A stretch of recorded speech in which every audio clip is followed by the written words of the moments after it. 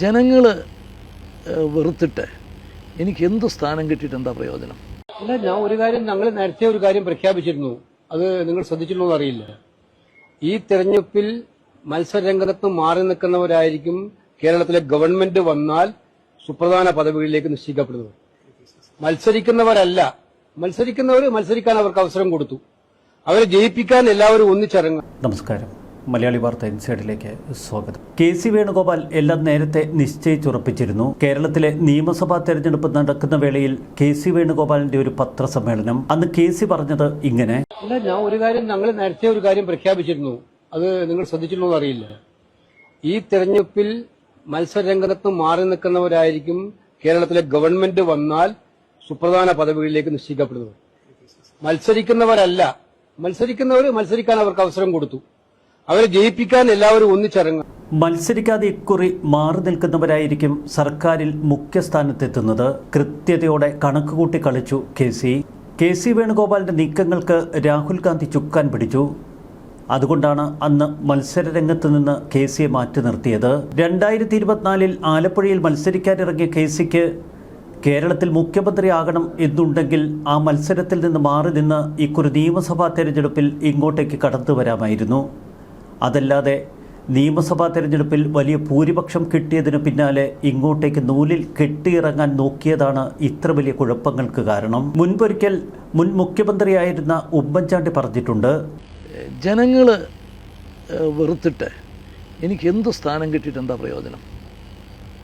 ജനങ്ങൾ എന്നെ സ്നേഹിക്കുന്നെങ്കിൽ, സഹപ്രവർത്തകരെന്നെ കരുതുന്നെങ്കിൽ എനിക്ക് ഒരു പോസ്റ്റ് ഇല്ലെങ്കിലും ഞാൻ പൂർണ്ണ സംതൃപ്തനാണ്. ഇവിടെ പാർട്ടിയല്ല, സ്ഥാനങ്ങളാണ് ചിലർക്ക് വലുത്.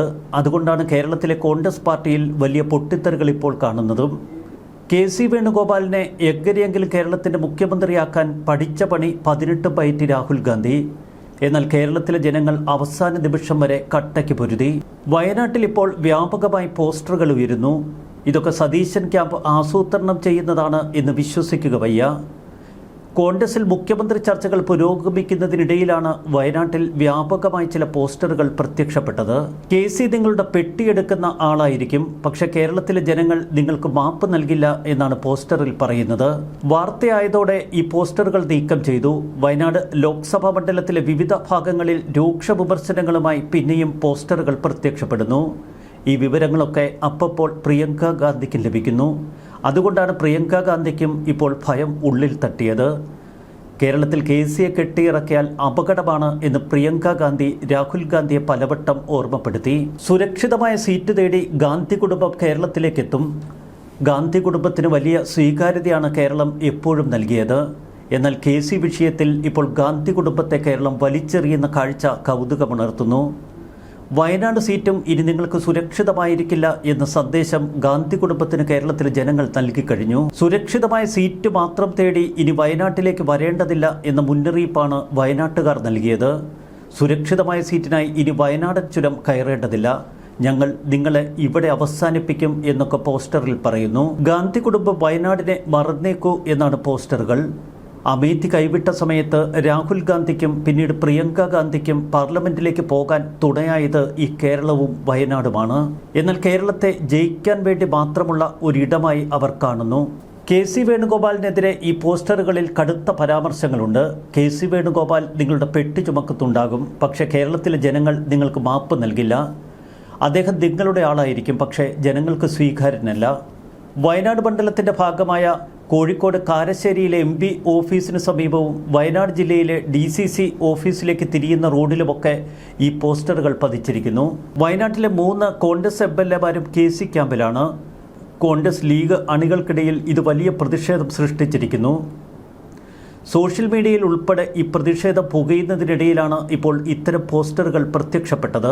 വി.ഡി. സതീശൻ തന്നെ തന്റെ അനുയായികളോട് അഭ്യർത്ഥിച്ചതിനെ തുടർന്ന് കഴിഞ്ഞ 2 ദിവസങ്ങളായി കേരളത്തിൽ കാര്യമായ പ്രകടനങ്ങളില്ലായിരുന്നു. എന്നാൽ ഇന്നലെ രാത്രി മുതൽ പല സ്ഥലങ്ങളിലും പ്രകടനങ്ങൾ പ്രത്യക്ഷപ്പെടുന്നു. ഇപ്പോഴിതാ ജനവിധി അട്ടിമറിച്ച് കെ.സി. വേണുഗോപാലിനെ മുഖ്യമന്ത്രിയാക്കിയാൽ കോട്ടൂർ ഗ്രാമപഞ്ചായത്ത് 2ാം വാർഡ് കോൺഗ്രസ് കമ്മിറ്റി പിരിച്ചുവിടാൻ വാർഡ് കമ്മിറ്റി തീരുമാനമെടുത്തു.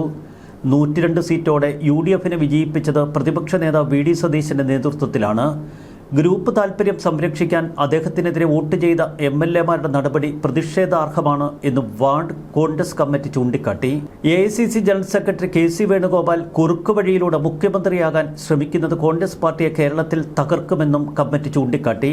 KC വേണുഗോപാലിന്റെ അനുയായികളായ ഷാഫി പറമ്പലിനും മാത്യു കുഴൽനാടനുമൊക്കെ നേരെ സമാനതകളില്ലാത്ത പ്രതിഷേധമുയരുന്നു. കേരളത്തിന്റെ പല ഭാഗങ്ങളിലും MLA-മാർക്ക് പുറത്തിറങ്ങാൻ കഴിയാത്ത അവസ്ഥ. 63 കോൺഗ്രസ് MLA-മാരിൽ ഭൂരിപക്ഷവും KC അനുകൂലിക്കുന്നു.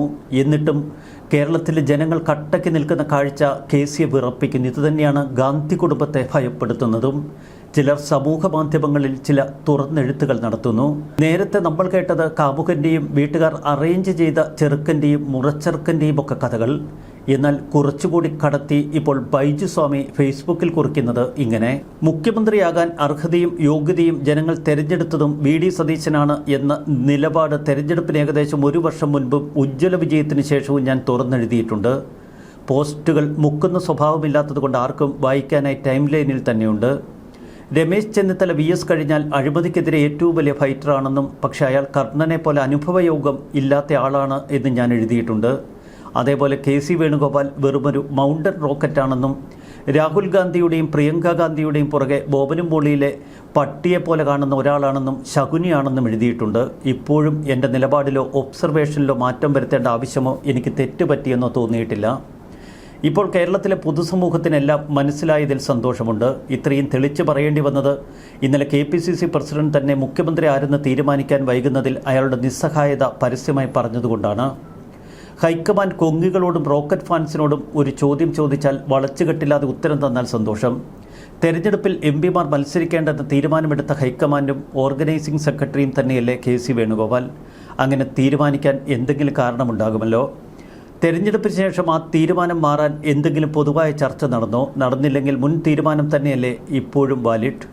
രമേശ് ചെന്നിത്തലയും VD സതീശനും തമ്മിൽ മുഖ്യമന്ത്രിയാകാൻ ഗ്രൂപ്പുകളെയോ കുതികാൽ വെട്ടോ എന്ത് തേങ്ങ നടന്നാലും അതിനൊരു ക്യാപ്സ്യൂൾ ഇറക്കിയാൽ തെറ്റു പറയാനാകില്ല. അതുപോലെയാണോ മണ്ണും ചാരി നിന്നവൻ വീട്ടിൽ കയറി ബലാത്സംഗം ചെയ്യുന്നത്? ഈ എഴുതിയതിന് കോൺഗ്രസ് വികാരം ഉൾക്കൊണ്ട് എന്നെ തന്തയ്ക്ക് വിളിക്കാൻ വെമ്പുന്ന മൗണ്ടൻ റോക്കറ്റ് ഫാൻസിനോട് വീണ്ടും പറയട്ടെ, നിങ്ങളുടെ വോട്ടോ ഗോപാലിൻ്റെ സൗന്ദര്യം കണ്ടോ അല്ല കേരളത്തിലെ ജനങ്ങൾ UDF-നെ ജയിപ്പിച്ചത്. അത് VDയോടുള്ള വിശ്വാസവും ദാസപ്പനോടുള്ള വൈരാഗ്യവും കൊണ്ടാണ്. അത് മറന്നാൽ നിങ്ങളുടെ രാജകുമാരനും കുമാരിയും അടക്കം മത്സരിക്കാൻ പിന്നെ സംസ്ഥാനം വേറെ ഉണ്ടാകില്ല. അതാണ് കേരളം ഓർമ്മിപ്പിക്കുന്നത്. ഈ രാജകുമാരനും രാജകുമാരിക്കും മറ്റേതെങ്കിലും സംസ്ഥാനം ഇനി തേടേണ്ടി വരും. ഷാഫി പറമ്പലിൻ്റെ ഫേസ്ബുക്ക് പേജിലെ ആ പോസ്റ്റിന് താഴെ വരുന്ന കമൻറ്റുകളിലേക്കൊന്ന് കണ്ണോടിച്ചാൽ മതി കേരളത്തിൻ്റെ പൊതുവികാരം എന്താണ് എന്ന് ഈ മൗണ്ടൻ റോക്കറ്റ് ഫാൻസിന് പെട്ടെന്ന് മനസ്സിലാകും. ഇനി മറുവശത്ത് മാത്യു കുഴൽനാടൻ്റെ ഫേസ്ബുക്ക് പേജിലെ പോസ്റ്റുകൾക്ക് താഴെ വരുന്ന കമൻറ്റിലൂടെ ഒന്ന് കണ്ണോടിച്ചാലും മതി. ഇനി അതും പോട്ടെ, സാക്ഷാൽ രാഹുൽ ഗാന്ധിയുടെ സോഷ്യൽ മീഡിയ പേജുകളിൽ വരുന്ന കമൻറ്റുകൾ. ഇത്രയും ഒരു കേരളത്തിൻ്റെ വികാരമാണ് എന്ന് തിരിച്ചറിയാനുള്ള സാമാന്യബോധം എന്തുകൊണ്ട് ഇത്ര ദിവസങ്ങൾ വൈകി ഈ രാഹുൽ കുടുംബത്തിൻ്റെ തലയിൽ കയറാൻ? ന്യൂസ് ഡെസ്ക് മലയാളി വാർത്ത ഇൻസൈഡ്.